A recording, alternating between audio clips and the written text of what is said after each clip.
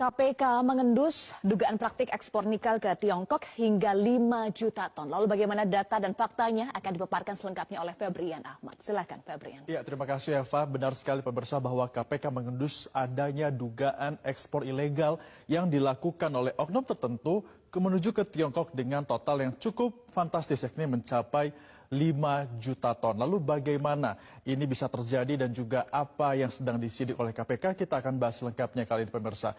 Dan pemirsa, adanya dugaan terkait dengan nominalnya ini tidak main-main terkait dengan ekspor ilegal bahan dari nikel ini, yakni mencapai 5,3 juta ton yang diduga ini diekspor menuju ke Tiongkok. Padahal sebenarnya ini merupakan hal yang sudah dilarang khususnya di Indonesia karena sudah dilarang sejak tahun 2020 karena sudah semakin menipis nikel yang ada di Indonesia. Walaupun sebenarnya sebelum dilarang, Tiongkok ini pernah secara resmi menerima ekspor nikel dari Indonesia, namun harganya rendah sekali, yakni hanya seperempat dari pasar nasional dan pasar global maksud kami. Apalagi Tiongkok statusnya ini adalah sebagai negara pengolah nikel terbesar di dunia. Pengolah ya, bukan penghasil, karena penghasilnya Indonesia salah satunya. Nah, karena berbagai alasan tadi itulah pemirsa, adanya nikel yang sudah semakin menipis, akhirnya pemerintah mengeluarkan aturan yang melarang ekspor nikel di tahun 2020.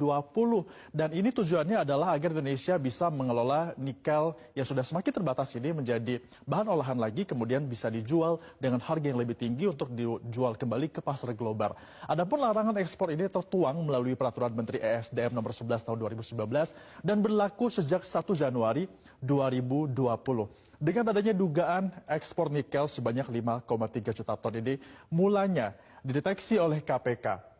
Kami mendapatkan informasi yang dikatakan oleh Ketua Satgas Koordinasi Supervisi Wilayah 5 KPK, Dian Patria, yang menyebut bahwa dugaan 5,3 juta ton ekspor nikel ilegal ke Tiongkok ini terjadi di kurun waktu sejak tahun 2021 sampai dengan 2022. Ini data yang dicari ataupun ditemukan oleh KPK. Meskipun tidak ada dirinci dari mana saja ekspor ini datangnya atau didatangkannya secara ilegal, namun diduga kuat berasal dari Sulawesi dan juga Maluku Utara. Kenapa? Karena dua wilayah ini merupakan wilayah penghasil nikel terbesar di Indonesia.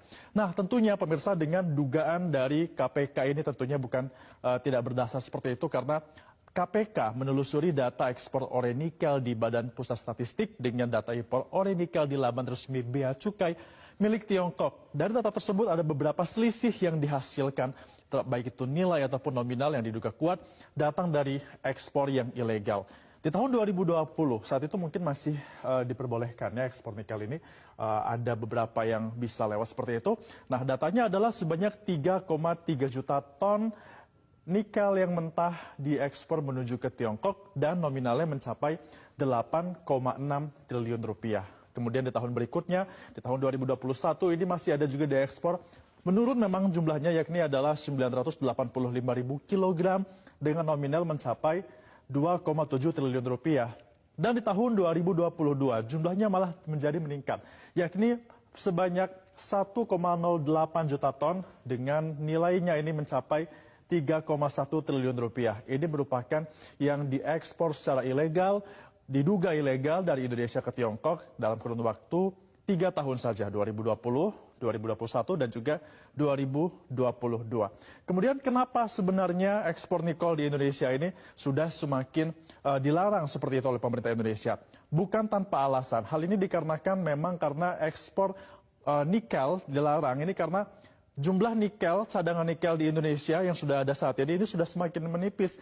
Dan diprediksi ini adalah hanya sebanyak 72 juta ton saja sisa nikel yang ada di Indonesia. Dan akan bisa ditambang dalam kurun waktu 7 sampai dengan 8 tahun saja. Jadi bayangkan kalau misalnya kita tidak bisa mengelola seluruh nikel yang ada di Indonesia ini dengan baik dan benar, maka sampai dengan 7 sampai dengan 8 tahun nanti sudah tidak ada lagi nikel yang bisa dimanfaatkan oleh Indonesia. Untuk itu, keluarlah larangan ekspor nikel menuju ke luar negeri. Dan tentunya pada dasarnya tujuan pemerintah untuk melarang ekspor nikel ini bukan hanya untuk menyelamatkan sumber daya alam Indonesia saja pemirsa, tapi juga untuk bagaimana pengelolaannya bisa lebih menguntungkan bagi Indonesia dengan menjadikan Indonesia bukan hanya menjadi pengekspor bahan mentah nikel saja, namun juga mengolahnya dan menghasilkan nilai yang lebih tinggi. Untuk itu kita harapkan dan juga kita akan nantikan bagaimana gebrakan dari KPK untuk bisa mengelola dan juga menelusuri kasus ini sehingga ekspor nikel bisa dihentikan di Nusantara.